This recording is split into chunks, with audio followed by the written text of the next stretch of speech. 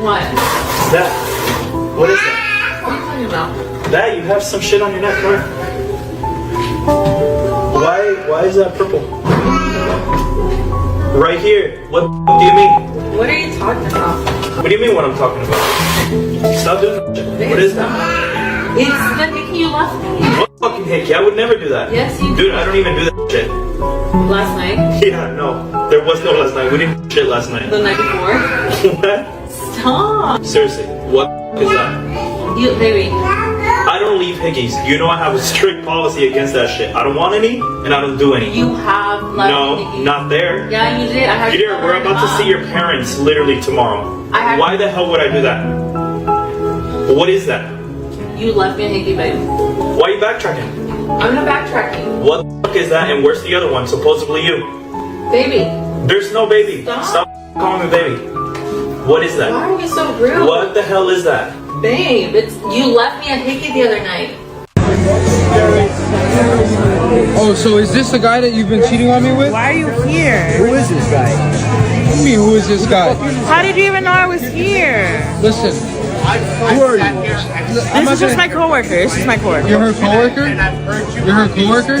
No. So you're just going out with your coworker? We just came to grab some drinks after work. It's not a big... She tried to brush it off like it was nothing. We just came for drinks after work. But by then, the damage was already done. He didn't need excuses or a long explanation. He could see the truth for himself. In that moment, everything became clear. There was nothing left to argue about, nothing left to fix. Sometimes the smartest move is to stop talking, take your child, and walk away from the disrespect for good. Hey guys, no one's gonna save you. If you're going through a breakup right now, or divorce, you're on your own. I learned that the hard way. I went through my divorce alone, and I know for a fact, no one gives a shit about us guys when we're going through something like a heartbreak. We can't count on anybody but yourself. I want you to know that, and I mean that not as a dire warning or to make things worse, but the sooner you understand that, the better off you'll be. But guess what? All is not lost. There's hope within you, because when the going gets tough, there's this extra gear that kicks in. I know firsthand. I didn't know it existed until I was way deep in the misery of a divorce, but there's this extra gear that kicks in that helps you survive. You have it within you. Build small goals each day, positive goals. They're gonna add to you, make you a stronger man. Stay focused. Don't live in the past. You got this. And I promise you, you will survive. This buzzer. Look, the same dude, bro. The same dude. This buzzer, like, god damn.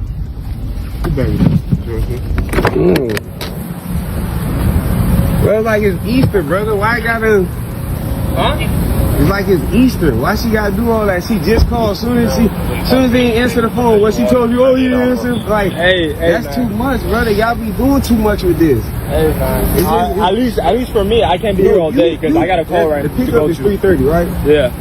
Okay, so she didn't tell y'all to be here at 3:30. Don't have y'all at 3:05. The pickup is at 3:30, and it's a 30-minute grace I have a period. basket. You get what I'm saying? Right, tell her what your mommy told you. Go get your basket. Wait, tell her what your mommy told you. Hey, she trying to tell you something, brother.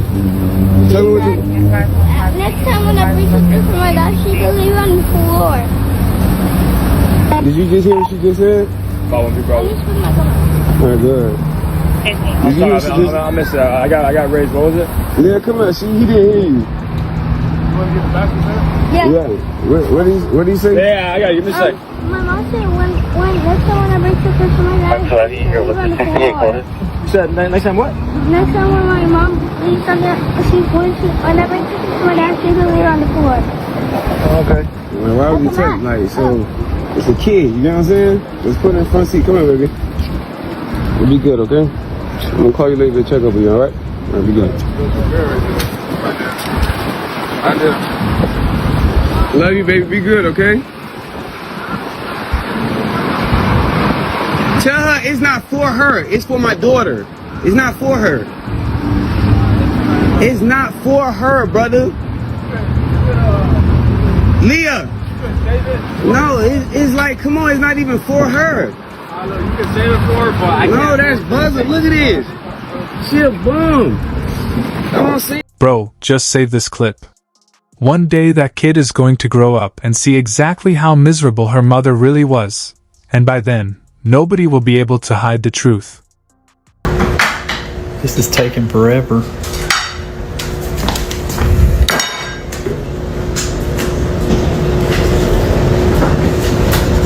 Please say something. Please.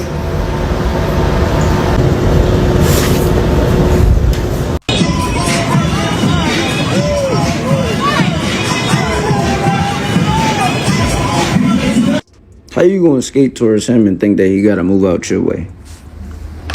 The entitlement be crazy. Like, bro, he don't even see you, gang. He's skating forward, you skating backwards, and you skate directly into him. You in the wrong. Learn how to maneuver. Listen up, thick ankles. You do not have options like you think you do. None of those men want to actually pursue you. They just want to light that pork chop up. Okay? They just want to attack that kid or litter. You got a bunch of Punani warriors. None of them want to be with you. So quit the, oh, I got options. Everybody wants me. They want the box.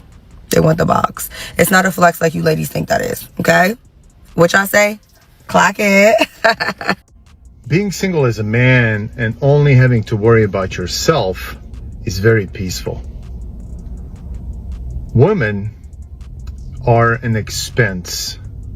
You have to provide for them and you have to take care of them. And in return, they don't do what they're supposed to do. They want to take, but they don't want to give. So it's better to stay single.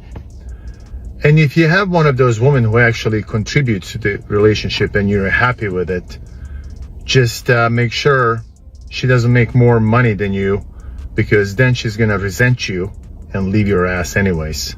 So you just can't win if you're in a relationship. The only way to win and be at peace and enjoy life is to be single as a man.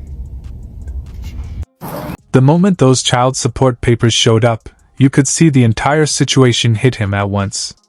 At first, it wasn't even confusion, it was pure disbelief. He kept looking around like he was trying to make sense of how things had escalated this far.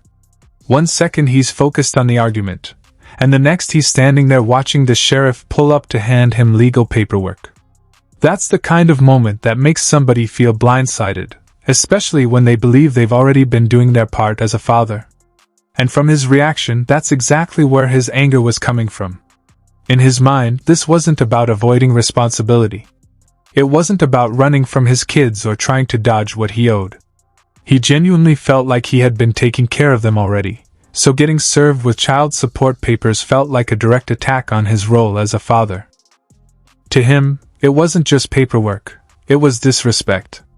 It was the mother of his children basically telling the court that his support wasn't enough, that his version of helping didn't count, and that now the system needed to step in and decide it for him. That's why he was so heated. Not because the sheriff was there, but because of what those papers represented. For a lot of men, being hit with child support isn't just a legal issue, it feels personal. It feels like all the effort, all the money, all the time spent trying to provide gets reduced to a number on a piece of paper. And if a man already feels like he's been present, already feels like he's been paying, already feels like he's been showing up, then getting served can feel like someone is rewriting the story and painting him as a deadbeat in a situation where he doesn't believe that label fits at all. But while he's standing there furious, the officer stays calm and brings the conversation back to reality. He basically tells him, "Look, this isn't the final verdict. This paper doesn't automatically mean you've lost. It doesn't mean the court has already decided against you. It means you now have to answer for it properly." And that's an important distinction, because in moments like this, anger can make a man feel like the entire system is already against him before he's even had a chance to speak. The officer's point was simple. If you really are taking care of your kids, if you really do have proof of what you've been doing, then the courtroom is where that proof needs to be presented. That's the part a lot of men struggle with. When emotions are high, the instinct is to argue in the moment. To vent. To point fingers. To tell everyone around you how unfair it is. But family court doesn't care about outrage. It doesn't care how loud you are, how insulted you feel, or how strongly you believe you've been wrong. What matters there is documentation. What matters is receipts, bank statements, custody records, text messages, visitation history, real proof. Because once the legal system gets involved, feelings stop being enough. And that's one of the hardest lessons divorce teaches men. You can be a good father and still end up having to prove it. You can love your children and still get dragged into a legal fight over money access or responsibility. You can be doing your best and still find yourself in a situation where someone else controls the narrative unless you come prepared to defend yourself. That's why so many men come out of these situations angry, not just because of the money, but because they feel like they have to fight to prove something that should have already been obvious. Once that moment passes, the bigger conversation starts to show itself. It stops being just about child support papers and starts becoming about how divorce and broken relationships reshape the way men think. Because after enough betrayal, enough legal stress, enough emotional exhaustion, a lot of men reach the same conclusion: peace matters more than chasing a relationship that only drains you. They stop romanticizing commitment and start valuing stability, routine, and self-preservation instead. That's where all the harsh commentary about relationships comes from in this clip. The frustration. The cynicism. The idea that modern relationships cost more than they give back. Whether someone agrees with that mindset or not, you can still understand where it comes from. A man who feels like he's been disrespected, dragged through court, financially squeezed, and emotionally burned is going to start looking at relationships very differently. He's going to question whether the sacrifice is worth it. He's going to question whether commitment actually protects him, or just gives someone more power to hurt him later. And if he's already gone through a nasty breakup or divorce, those questions don't sound theoretical anymore, they sound personal. Then the message shifts again, this time away from anger and toward survival. And honestly, that's the strongest part of the whole section. Because underneath all the frustration, there's a truth that a lot of men eventually learn the hard way. When you're going through heartbreak, divorce, or the collapse of your family life, nobody is coming to rescue you. People might sympathize for a moment. They might listen to your story. They might even tell you they understand. But at the end of the day, the work of rebuilding still falls on you. That doesn't mean there's no hope. It means the hope has to come from within. It means you have to become the person who drags yourself through the worst days, who keeps moving when you don't feel like it, who builds a new routine when the old life is gone. That's why the advice about small goals actually matters.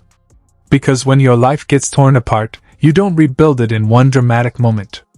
You rebuild it in pieces. One disciplined choice at a time. One productive day at a time. One decision not to spiral at a time. You start by getting your mind right. Then your money. Then your health. Then your routine. Then your purpose. And little by little, the man who felt broken starts becoming someone stronger than he was before. Not because the pain was good, but because he refused to let it destroy him. That's really the deeper message hidden underneath all the rage in this clip. Yes, the child support papers set him off. Yes, the legal pressure clearly touched a nerve. Yes, there's bitterness in the way the conversation moves from court to relationships to divorce. But beneath all of that is a man learning, maybe in the hardest possible way, that life doesn't stop when a woman leaves, when a marriage ends, or when the system puts you under pressure. It keeps going. And if you want peace again, if you want control again, if you want your dignity back, then you have to take responsibility for rebuilding yourself instead of waiting for the world to feel sorry for you. Because in the end, that's the only real move left. Survive it, learn from it, and come back stronger than the version of yourself that got broken by it.